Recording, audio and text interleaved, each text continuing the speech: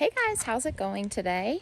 Zylria here, and I have decided to do another gardening video. I liked the last one that I did so much that I'd kind of like to talk about some other things. Last video I did, we just kind of did a tour of the garden and talked about some things.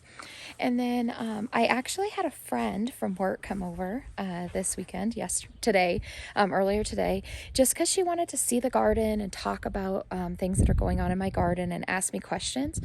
And I was so excited about it that I realized that I really just like to talk about gardening and I really like to share that information with you. And so I'm going to try to do more of these videos, but today in particular, I kind of want to talk to you a little bit about bok choy. So this is the very first year that I've ever grown bok choy.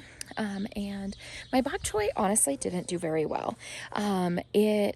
There was a lot of weather fluctuation, and my bok choy kind of went to seed right away. But there are some really interesting things that I feel like is really important for everybody to kind of know about bok choy, especially if it goes to seed and the things that you can do with it. So I'm just going to kind of show you some of the things on the plant and just talk to you about that today. Okay, so I'm just going to pull a couple of these pods off and then give them a try.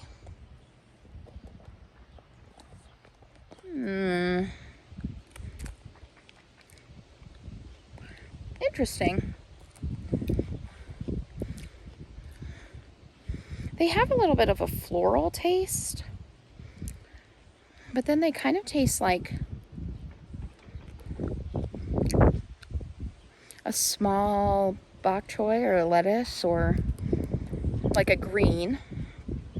But then they also have a little bit of spice in them, kind of like a radish. It's very interesting. Huh. I think I like it. Well, it was nice spending time with you guys today and just talking to you about the different things you can do with bok choy, sharing with you the things that I've learned, and also getting a little garden snack. But I love you guys to pieces, and I'll check you on the next video. Bye!